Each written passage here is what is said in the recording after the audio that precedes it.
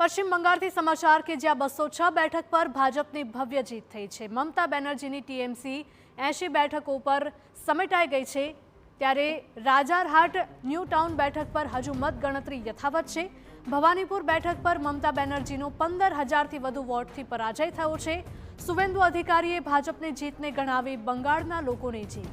ટીએમસીની હાર બાદ મમતા બેનર્જી આજે સાંજે કરશે પ્રેસ કોન્ફરન્સ, ત્યારે ચૂંટણી પંચે નિષ્પક્ષતા ગુમાવી છે તેવા આક્ષેપો પણ મમતાએ લગાવ્યા છે। ગત વિધાનસભા ચૂંટણીમાં પશ્ચિમ બંગાળમાં માત્ર 77 બેઠક મેળવનાર ભાજપે આ વખતે શાનદાર પ્રદર્શન કરતા 206 બેઠક પર કબજો કરી લીધો છે, જ્યારે ગત વિધાનસભામાં સ્પષ્ટ બહુમતી મેળવનાર ટીએમસી માત્ર 80 બેઠક સુધી જ સમેટાઈ ગઈ છે। પશ્ચિમ બંગાળના સીએમ મમતા બેનર્જી ખુદ તેમની બેઠક પણ બચાવી શક્યા નથી।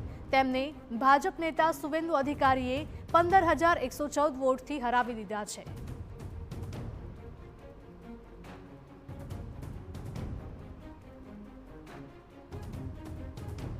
જોકે સમગ્ર ચૂંટણી પરિણામો વચ્ચે મમતા બેનર્જીએ ચૂંટણી પંચની નિષ્પક્ષતા સામે સવાલ ઉઠાવ્યા।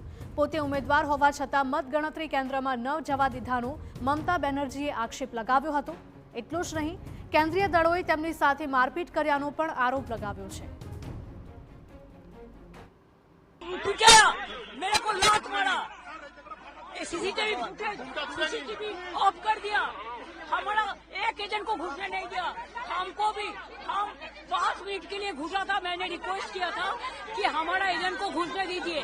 Do assured me they will be allowed.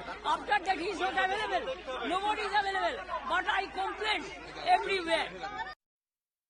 Mamata Banerjee આજે સાંજે 4 વાગે કાલીઘાટમાં પ્રેસ કોન્ફરન્સ કરશે અને સામે ભાજપ પ્રથમ જ વાર પશ્ચિમ બંગાળમાં સરકાર બનાવવા જઈ રહ્યું છે। ભાજપ નેતા દિલીપ ઘોષે કહ્યું છે કે મમતા બેનર્જીને પશ્ચિમ બંગાળના લોકોએ 15 વર્ષ આપ્યા, પરંતુ તેમણે 15 વર્ષમાં કંઈ જ ન કર્યું, પરંતુ હવે અમે કામ કરીને બતાવીશું। તો સુવેન્દુ અધિકારીએ તેમની જીતને પશ્ચિમ બંગાળના લોકોની જીત ગણાવી। તેમણે કહ્યું હતું કે મમતા બેનર્જીનું હારવું જરૂરી હતું।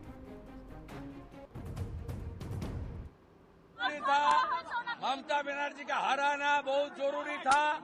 ममता बनर्जी का राजनीतिक संन्यास अभी हो गया है। 21 में नंदीग्राम में हारी, इस बार हार गया। इस बार भी हारा 15,000 से ज्यादा वोट से। हिंदुत्व का जीत है ये, जीत बंगाल का जीत है ये, जीत नरेंद्र मोदी जी का जीत है।